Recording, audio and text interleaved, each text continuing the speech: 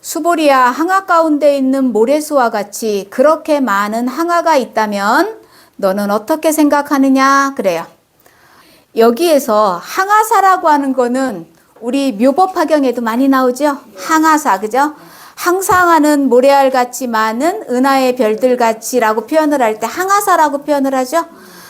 부처님 경전에서 보게 되면 항아라고 했을 때 항상 항자와 강강자를 쓰죠, 그죠? 항상하는 강. 그래서 이거는 지구에서 가장 큰 강이 인도에 있는 겐지스 강이라고 이렇게 이야기를 하더라고요. 불교 경전에서 인간의 숫자로는 셀 수 없는 그 무량한 양을 이야기할 때 인도의 겐지스 강을 항아를 예를 많이 들어요. 근데 겐지스 강에 항아사라고 했을 때는 사는 모래사자를 쓰죠. 모래사를 부처님께서는 뭐라고 표현하세요? 양자영이라고도 표현을 하세요. 그러니까 여기서 말하는 양자영이라고 하는 거는 꼭 모래인 물질만을 이야기하는 건 아니죠.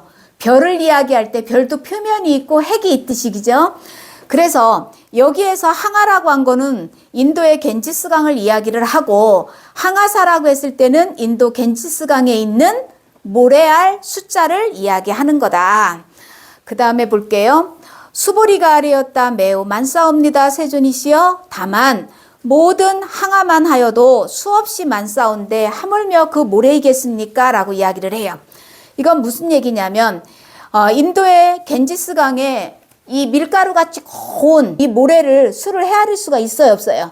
헤아릴 수가 없는데 그 헤아릴 수가 없는 그 모래 숫자만큼의 겐지스강이 더 있다는 거예요. 그 겐지스강을 셀 수가 있어요, 없어요? 셀 수가 없죠. 그런데 그 모든 겐지스강에 있는 모래알 수는 말할 필요도 없는 거죠. 너무 많아서 셀 수가 없는데 모든 겐지스강에 있는 모래알 숫자야 더 말할 게 있겠습니까? 라고 이야기를 해요. 이 세상에 있는 이 인간들이 만들어 놓은 이 숫자로는 이것을 지금 헤아릴 수가 있어요, 없어요?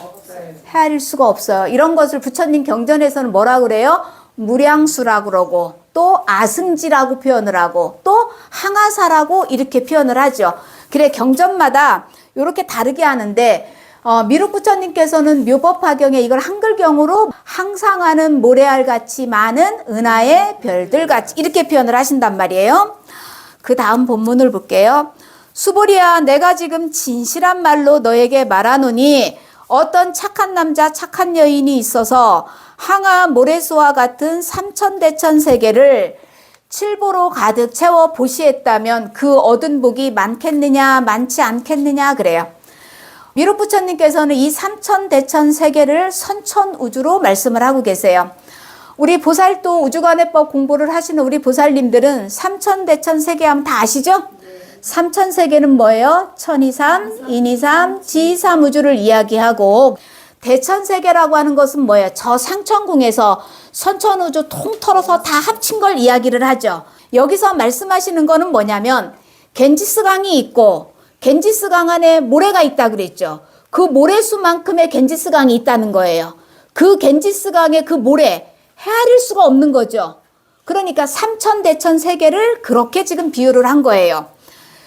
세상에서 가장 좋은 보물을 우리는 칠보라고 그래요. 부처님께서는 이거를 뭐라고 그래요? 7가지 별들이라고 표현을 해요. 왜 우리 그런 얘기하죠? 연애할 때는 남자친구가 하늘에 있는 뭐까지 별까지 따다 줄 것 같이 얘기한다고 그러죠. 왜 별이라고 비교를 했을까요? 세상에서 가장 좋은 걸 이야기할 때 저 하늘에 별이라고 표현을 하죠. 그래서 이 삼천대천 세계의 칠보로서 꽉 채워서 보시를 하면 그 복이 많겠느냐 많지 않겠느냐라고 물어봐요. 많아요, 많지 않아요? 많은 거죠. 세상에서 가장 좋은 걸 가지고 이 삼천대천 세계에다 그거를 꽉 채웠다는 거예요. 선천우주의 모든 보물을 지금 칠보로서 얘기를 하는데 이 모든 보물이라고 하는 거는 물질만 이야기하는 것이 아니에요. 이 고체 진화가 있고 영체 진화가 있죠. 그동안에 내가 점점 더 밝아진 밝은 빛의 표면이 있다 그러면 그 내면의 경험체인 이 보신이 어떻게 된 거예요? 맑고 밝아진 이것도 뭐예요? 이것도 보물이라는 거예요.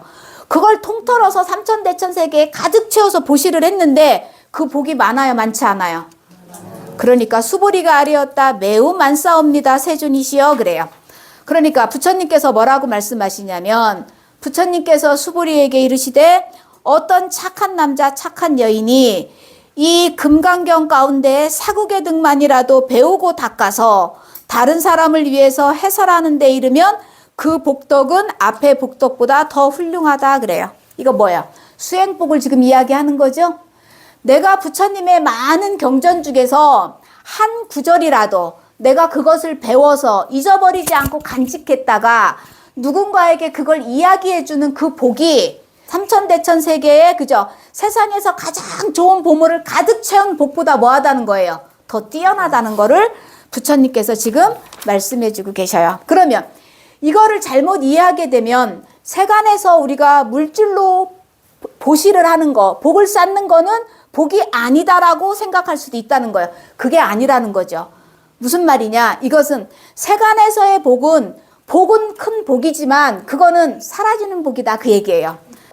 우리가 굶어가는 사람에게 한 끼 밥을 주게 되면 하루의 생명을 연장시킬 수 있겠죠. 그러나 하루 지나고 나면 또 어떻게 또 배고프겠죠. 그죠? 그런 이야기를 하는 거니까 일시적인 복이다. 세간복은. 그래서 부처님께서도 세간법에 머무르지 말고 어디로 들어가라고 그래요? 우주관의 법으로 들어가라 그 말씀을 하시는 거죠. 이 본문을 다시 한번 해설을 하자 그러면 헤아릴 수 없다고라는 거는 무량수 항아사를 이야기하는 거예요. 아승지도 이야기를 해요. 이 헤아릴 수 없는 선천우주 전체에 가득한 칠보를 보시한 공덕보다 부처님의 경전, 진리의 말씀, 그저 기록된 이러한 경전의 한 구절이라도 여기에는 사국의 등이라고 하죠. 사국의 등이라고 하는 건 등은 다른 말로 들이라고도 할 수가 있어요. 사국의 들. 예를 들어서 우리가 금강경에서 보게 되면 사국에로 나와 있는 것들이 많이 있죠. 그게 뭐예요? 열이실견분 같은 데서는 뭐예요? 범소유상이 계시 험하니라. 그 말씀으로 이건 뭐예요? 무릎 있는 바 모든 형상이 있는 것은 다 뭐한 거래요? 허망한 거래요. 왜 허망한 거라고 그래요? 바뀌고 사라지고 없어지는 거기 때문에 이러한 한 구절이라도 누군가에게 이야기해주면 그 사람의 이 마음이 깨어나서 보여지는 이 형상에 집착하는 것이 어떻게 될까요? 없어지겠죠. 그래서 금강경 사국에만이라도 한 구절이라도 배우고 닦아서 해설한 공덕이 더 훌륭하다 그래요. 물질보시가 훌륭하지 않다는 게 아니라 그거보다는 뭐다? 그거는 일시적인 복이요. 이거는 영원히 없어지지 않는 복이다. 반야 수행으로 증득한 지혜를 닦은 이 공덕이 복 중에 가장 큰 복이다. 부처님께서 그렇게 말씀을 하세요. 물질복도 마찬가지고 우리가 수행복도 마찬가지고 세간에서는 복은 보시복이 제일 큰 복이죠. 왜 이것을 복이라고 하느냐? 보시한다는 거는 뭐야? 베풀었다는 거죠. 베풀었기 때문에 뭐만 받을 일밖에 없기 때문에 복 중에 제일 큰 복이라고 하는 거예요. 베푸는 복이. 그런데 우리 공부하는 우리 보살들은 내가 무언가를 보시했을 때 이걸 했다라고 하는 것도 생각을 가지면 된다는 거 안 된다는 거예요. 이 생각을 갖지 않고 하게 되게 되면 두 가지 복이 다 되는 거죠. 그런데 내가 이걸 했다고 하는 생각을 가지고 내가 이거를 했기 때문에 부처님께서 나한테 무엇을 해주실 거야 이렇게 하게 되면 이거는 뭘로 끝나는 거예요? 유루복으로 세간복으로 끝난다는 거죠. 탁복은 탁복으로 받아요. 세간에서 내가 베푼 물질복은 물질복으로 받아요. 수행복은 수행복으로 받는다는 거예요. 이 두 가지는 카테고리가 다르다. 비교 대상이 아니다는 거예요. 그래서 나는 공부하기는 싫은데 복은 많이 받고 싶다. 그럼 이 사람은 뭐예요? 세간복은 받는 거예요. 그걸 하기 때문에. 그러나 수행복은 받지 못하기 때문에 다음 생에 부처님 법 만나기가 쉬울까요? 어려울까요? 그쵸? 부처님께서 깨달아서 보시니까 깨닫는 공덕하고 세간의 공덕하고는 뭐가 다르다? 비교할 수가 없는 복이더라. 그 말씀을 하고 계셔요. 우리 안에는 영체가 있고 또 물질인 이 고체가 있어요. 고체가 살아가기 위해서는 또 세간의 복도 필요하죠. 그러나 이것이 다가 아니라 이거는 이번 생에 한평생 갖고 사는 옷이에요. 이거 벗어놓고 내 안에 있는 영체는 육신의 죽음을 맞이하지 않고 또 다음 생을 가죠. 그렇기 때문에 엄밀히 말하면 고체 진화보다는 영체 진화가 더 중요하다. 그 말씀을 지금 하고 있는 거예요. 그래서 부처님께서는 보물보시한 공덕은 세간 공덕을 이루나 무상불이는 이루지 못한다. 이 말씀을 해주세요. 그래서 가장 높은 깨달음인 우리가 무상정등 정각의 그 깨달음을 얻기 위해서는 수행을 해야 된다. 세간의 것은 영원한 게 있다는 거예요, 없다는 거예요? 영원한 게 없다는 거예요. 그렇기 때문에 그렇다고 해서 우리가 허무주의에 빠지면 안 돼요. 최선을 다해서 하지만 결과에 대해서는 어떻게 해야 돼요? 최선을 다해서 내가 이루면 뭐예요? 좋고, 못 이뤄도 쏟고. 근데 그거를 반드시 해야 되겠다고 하는 건 뭐예요? 이거는 집착이란 말이죠. 그리고 내가 이루어 놓은 것이 이것이 사라지지 않고 영원해야 된다고 하는 것도 이것도 뭐예요? 이것도 집착이라는 거. 그럴 필요는 없다는 거예요. 그래서 우리 보살도를 수행하는 우리 보살님들은 무엇을 할 때 최선을 다하되 한다는 생각도 없이 그냥 뭐예요? 즐기면서 하면 되는 거예요. 부처님께서는 이 무의복이라고 하는 이 깨달음이 이게 도대체 뭐길래 부처님께서는 이 복이 없어지지 않는다고 지금 이야기를 하고 있느냐. 부처님께서 우리는 일체만법이라는 얘기를 많이 하죠. 만법. 만법이라고 하는 거는 만 가지 법을 이야기하죠. 만 가지 법이라고 하는 거는 진짜로 한 개, 두 개, 세 개, 네 개에서 이 만 가지라고 하는 것이 아니라 7개 법을 우리는 만법이라고 이야기를 해요. 첫 번째가 뭐냐면 지수화풍이 있죠. 지수화풍에다가 또 뭐가 있냐면 공, 현상을 얘기해요. 바뀌고 변해가는 현상을 우리는 공이라고 이야기를 해요. 그 다음에 그것을 보고 내가 생각하는 견해가 있죠. 견, 그죠? 그 다음에 내가 아는 아르마리가 있죠. 그래서 지수화풍, 공견식을 칠 때 뭐라고 그래요? 만법이라고 그래서 이것을 만법이라고 얘기할 때는 이 7가지 법을 이야기한다고 부처님께서 금강경에서 말씀해주고 계십니다. 그런데 이러한 지수화풍, 공견식이라고 하는 이 만법이라고 하는 것은 본래 자성이 있어요, 없어요? 본래 자성이 혼자 독자적으로 존재하는 것이 아니라는 거예요. 그런데 이 어리석은 중생은 깨닫지 못한 어리석은 이 마음은 이것이 뭐라는 거예요? 고정돼 있다고. 실체가 있다고 뭐 한다는 거예요? 붙잡는 거예요. 집착하는 것을 부처님께서는 뭐라고 한다? 어리석은 인간 시종자인 중생심이라고 얘기한다. 보세요. 땅이라고 하는 거, 땅이라고 하는 이 흙이라고 하는 것도 뭐예요? 여러 가지가 다 뭉쳐져서 만들어진 거죠? 돌가루가 부서져서 가루가 된 거 맞네요. 그죠? 그런데 돌가루가 부서지기 위해서는 뭐야? 바람도 만나야 되고 뭔가 부딪힘도 만나야, 공기층하고도 만나야 되고, 물이라고 했을 때도 뭐예요? 물도 찬 공기 만나니까 찬 공기가 얼음이 되고 따뜻한 공기 만나니까 물이 되고, 그러니까 독자적으로 스스로의 자성이 없다는 거예요. 그렇기 때문에 이거는 스스로의 자성이 없기 때문에 사라지는 것이 정한 이치라는 거예요. 바뀌고 변해서 없어지는 것이 정한 이치라는 거예요. 그런데 중생은 이것이 이렇게 공한 건데 이것이 실제로 있다고 생각하고 그걸 뭐 하려고? 영원하도록 붙잡으려고 하는 거. 내 자식이 영원한 내 자식인 줄 알고 내 자식으로 있기를 뭐 하는 거예요? 집착하는 거. 이러한 모든 것들이 다 뭐다? 우리한테 결과로서 오는 것이 괴로움이다. 중생의 모든 괴로움은 뭐냐?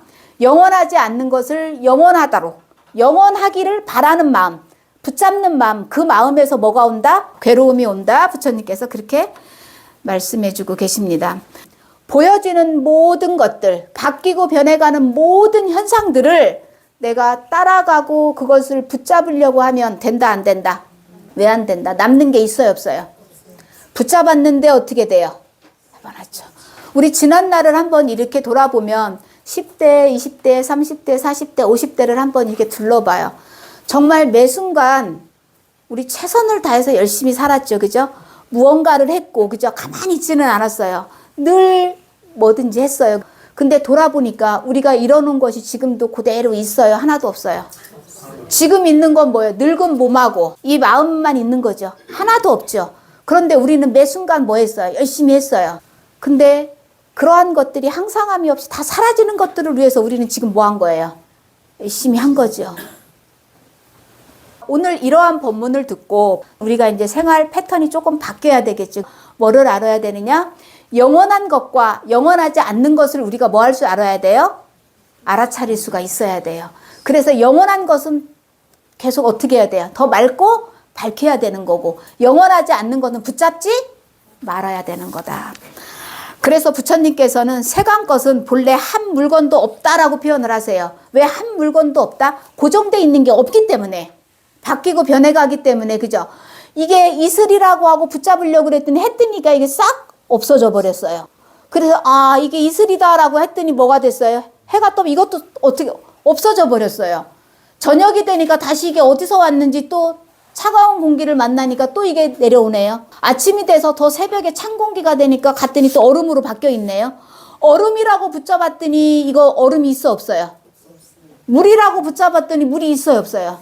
그래서 본래 세간복은 한 물건도 없다고 이야기하는 것은 진짜 없어서 없는 것이 아니라 공하기 때문에 없다는 걸 부처님께서 말씀해주고 계십니다. 미륵 부처님께서 법공진화기에서 5기 초원소가 만들어져서 인간 육신이 만들어내는 이 법공진화기를 한 주기를 이렇게 설명을 하실 때 보게 되면 법성의 인육체계에서 한 생각이 한 마음이 일어나서 이것이 어리석은 마음을 끌어안으면서 시작이 되는 거죠. 그때 이것을 뭐라고 해? 삼합이라고 이야기를 해요. 삼합이라고 하는 건 뭐예요? 여러 가지가 뭉쳐졌다는 거예요. 뭉쳐졌다, 합쳐졌다는 거예요. 그 합쳐졌다는 걸 다른 말로 창조라고 이야기를 해요. 그래서 여러 가지가 뭉쳐져서 만들어진 것은 우리는 세간법이라고 그래요. 이러한 것들은 영원하다, 영원하지가 않다. 인연 따라 생겨났으니까 인연 다 하면 어떻게 된다? 없어진다. 그래서 우리가 지금 저 보여지는 색성향미축법이 다 그와 같다는 거예요. 그와 같다는 것을 우리가 경험체로 이제 체험을 하게 되면 그거에 대한 집착하는 것이 이제 점점 어떻게 될까요? 빠지겠죠. 여전히 아직도 저 바깥에 눈에 보이고 귀에 들리고 냄새 맡아지고 이러한 것들이 욕심이 나고 그거를 갖고자 하는 마음이 내 안에서 성성하다 그러면 나는 아직 그저 머리로 이해는 했는데 내 안의 경험체는 그것을 체득하지 못했다라고 봐야 돼요. 이런 단계에 있는 우리 수행자분들은 뭐를 해야 되느냐? 진리의 명상을. 부처님의 가르침에 이 말씀 한 구절을 가지고 조용히 뭐를 해야 돼요? 명상을 해서 내 안에 있는 내면의 진짜 나인 이 영체가 그거를 체득할 수 있도록 고요한 그러한 명상들을 해야 돼요. 우리가 세간법을 얘기할 때 삼법인에서는 뭐예요? 재행, 무상인. 이러한 현상도 항상함이 없이 계속 바뀌고 변한다는 거죠. 우리의 인식도 모든 견해도 다 뭐 한다는 거예요? 바뀌고 변해간다는 거예요. 그렇기 때문에 이 육신도 고정돼 있지 않고 항상 뭐예요? 생로병사하죠. 항상함이 없이 바뀌고 변해가기 때문에 그거를 무상하다고 하고 고정돼서 뭐라고 할 것이 없다고 해서 무하라고 해요. 이것은 뭐예요? 다 오래가지 않기 때문에 지금 뭐하다는 거예요? 무상하다는 거예요. 그런데 그거를 그 중에서 우리가 아 저거는 좋은 거야 라고 취사간택을 딱 하게 되면 내가 그걸 딱 붙잡았어요. 그런데 얘는 바뀌고 변해가 사라져가는 것이 법칙이에요. 근데 나는 그걸 붙잡으려고 그래요. 그럼 그 법칙을 내가 따르는 거예요? 법칙을 지금 거스르는 거예요? 이게 영리의 길이다 그 얘기예요. 지혜우주길이다 이 얘기예요. 그래서 부처님께서 세간법은 재상이 비상이다 그래요. 모든 형상이 전부 다른 것으로 이루어졌기 때문에 형상에는 형상이 없는 것이다. 그래서 재상은 비상이다. 무릎 있는 바 모든 모양 있는 것은 다 뭐예요? 바뀌고 변해가기 때문에 고정된 것이 없다. 이렇게 이야기를 하세요. 수행이라고 하는 것이 우리가 일상생활을 할 때 아무 일이 없을 때는 잘 나타나지가 않아요. 그러나 이러한 것들이 딱 생겨났을 때 그때 내 수행의 척도를 내가 확인할 수 있는 기회가 온다는 거죠. 부처님께서는 과거, 현재, 미래의 부처님들이 이러한 것을 깨달아서 지금도 경전으로 가르치시고 미륵 부처님 동영상은 지금도 우리가 유튜브로 볼 수가 있죠. 우리는 계속 고정된 상, 고정된 게 아닌데 고정됐다고 하는 내 마음이 만든 그 상을 붙잡고 계속 있으니까 우리가 깨달을 수가 있어요. 깨닫지를 못해요. 우리가 공부가 좀씩 깊어지기 시작하면 바깥에 깨달으신 분이나 깨닫지 않는 분이나 바깥에 있는 색성양미축법이 다 보인다는 거예요. 다 보이는데 보는 게 뭐예요? 중생은 그 모양만 보고 깨달으신 분은 뭐예요? 그 모양과 동시에 뭐를 공을 같이 보는 거죠. 이 모양이 있는데 모양이 고정된 게 아니라 이것도 뭐 한다? 바뀌고 사라진다는 거 이것도 보는 거죠. 또 뭐예요? 이것이 현상이라고 그러면 그 바탕, 이 공간도 보는 거, 허공도 보는 거죠. 여기서 한 단계 더 가게 되면 어떻게 돼요? 이것을 보고 있는 이 마음이 있다는 것. 이 세 가지 동시가 다 보이겠죠. 세 가지 동시가 다 보일 때는 뭐예요? 보여지는 이 대상과 이 바탕은 사라지고 보는 이것만 어떻게 되는 거예요? 보이게 되겠죠. 이렇게 보게 되게 되면 내 안에서 일어나는 모든 생각, 감정도 다 뭐예요? 내 마음작용이라고 하는 거를 깨닫게 되면 우리가 어떠한 경우에도 바깥에 있는 대상을 향해서 원망하는 마음은 있다, 없다?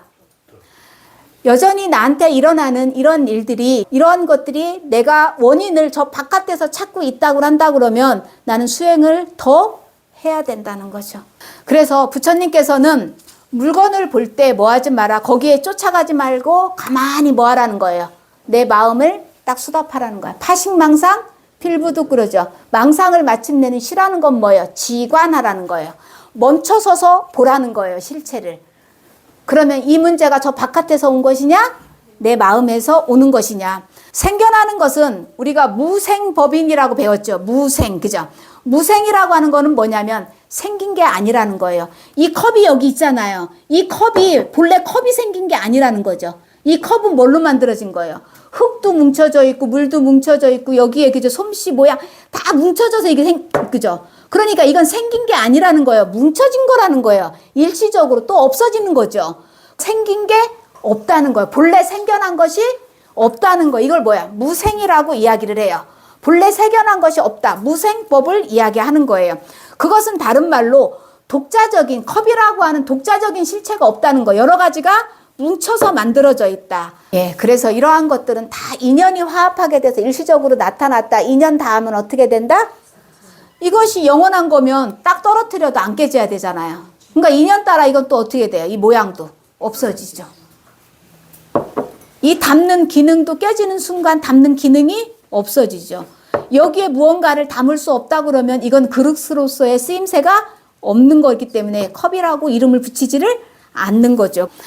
그래서 보세요. 사람이라고 하는 것도 마찬가지란 말이에요. 우리 사람이라고 하는 것도 며칠 음식 안 먹으면 이 몸 어떻게 돼요? 죽어요. 몇 분 숨 못 쉬면 공기만 안 들어와도 이 몸 어떻게 돼요? 지나가다가 내가 그죠? 핸드폰 보고 옆에 트럭이 오는지도 모르고 룰루랄로 가다가 트럭에 딱 부딪혔어요. 죽어요, 안 죽어요? 없어져요. 이렇게 우리의 육신이라고 하는 것은 지금 어떻게 전부 다 어떻게 사라진다는 거죠.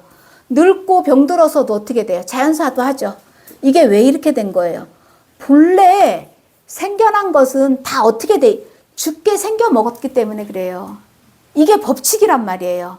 그런데 우리가 이게 죽게끔 되어 있는 이 몸을 안 죽으려고 하니까 어떻게 되는 거예요? 집착이 돼가지고 죽은 다음에도 뭐예요? 살려고 하니까 육신을 떠났으면 얼른 영체가 머무는 영계로 가야 되잖아요. 그러니까 가지 못하고 또 어디 가요? 여기에도 육신이 없으니까 육신에도 못 들어오고 저쪽도 안 가고 그러니까 어떻게 돼요? 오고 가도 못하는 걸 우리는 뭐라고 그래요? 중음신이라고 그래요. 괴로운 건 왜 괴로워요? 죽게 생겼으니까 죽어야 되잖아요. 그러니까 우리는 오래 살 걱정을 하면 안 되고 잘 죽을 걱정을 해야 된단 말이에요. 죽게 생겨 먹었기 때문에. 근데 안 죽으려고 하는 게 뭐예요? 이게 번뇌망상이라고. 번뇌망상. 이 망상이 번뇌인데 모든 괴로움은 다 여기서 오는 거죠. 이거 왜 오는 거예요? 순리를 지금 우리가 거스리는 생각을 지금 하고 있다는 거예요. 그래서 건강하신 분한테 특히 이 공부를 하지 않는 분한테 죽음에 대해서 이야기하게 되면 그 얘기를 듣고 싶어요? 듣기 싫어해요? 그 얘기 그런 얘기 하지 말자고 그래요. 우리 좋은 얘기만 하자고 그래요. 근데 제일 좋은 얘기가 잘 죽는 얘기예요. 사실은. 우리는 태어나는 순간 죽음을 향해서 가고 있는 거죠. 그런데 여기 보세요. 사라지는 내가 있고 사라지지 않는 내가 있다는 거예요. 사라지지 않는 걸 우리는 일념이라고 그래요. 한 생각, 경험체죠. 그죠? 생각이라고 하는 것도 내 깨달음의 단계에 따라서 어떻게 돼요? 변화하죠. 그 우리는 진화라고 하죠. 그래서 무량원겁 즉일념, 일념 즉시 무량겁이라고 그래요. 그러니까 일념, 한 생각이 곧 한없는 시간이며 한없는 시간이 곧 뭐래요? 한 생각이래요. 그럼 이 한 생각이라고 하는 거는 지금 시공간을 뭐 한다는 거예요? 초월한다는 거죠. 걸림이 있다는 거 없다는 거예요. 걸림이 없이 오고 가는 내가 있다는 거예요. 그걸 우리는 부처님께서는 영체라고 표현을 해주셨어요. 보신이라고도 설명을 해주셨고 경험체라고도 설명을 했어요. 그런데 이 깨달음이라고 하는 이 영체의 단계는 어리석음의 단계에서부터 무상정등 정각을 이루는 이 깨달음까지 뭐야? 단계가 전부 다르다는 거예요. 그죠? 요번 생에 인간 육신 가지고 왔을 때 우리가 이 한정된 시간 안에 내 안에 있는 내면의 보신이라고 하는 이 영체를 얼마만큼 내가 진화를 시키고 갈 것인가, 얼만큼 맑고 밝게 하고 갈 것인가가 뭐예요? 이번 생에 우리가 온 목적이라는 거죠. 그거를 미륵부처님께서는 다른 말로 뭐라 그래요? 지혜의 완성이라고 이렇게 말씀하세요. 그래서 없어지지 않는 이 한 생각을, 이것이 있다고 하는 걸 우리는 뭐 해야 돼? 믿어야 돼요. 믿어줘야 된다고. 지난밤에 꿈을 꿨는데 꿈속에서는 그죠? 복권도 당첨되고 빌딩도 사고 다 했단 말이에요. 깨어났는데 그거 있어요, 없어요? 근데 그때 경험했더니 한 생각은 있어요, 없어요? 이게 있다고 하는 걸 우리는 뭐 해야 돼? 믿어야 돼요. 믿어야지만이 이게 믿어져야 되고 내가 이해돼야지만이 내가 깨달음으로 갈 수가 있다는 거죠.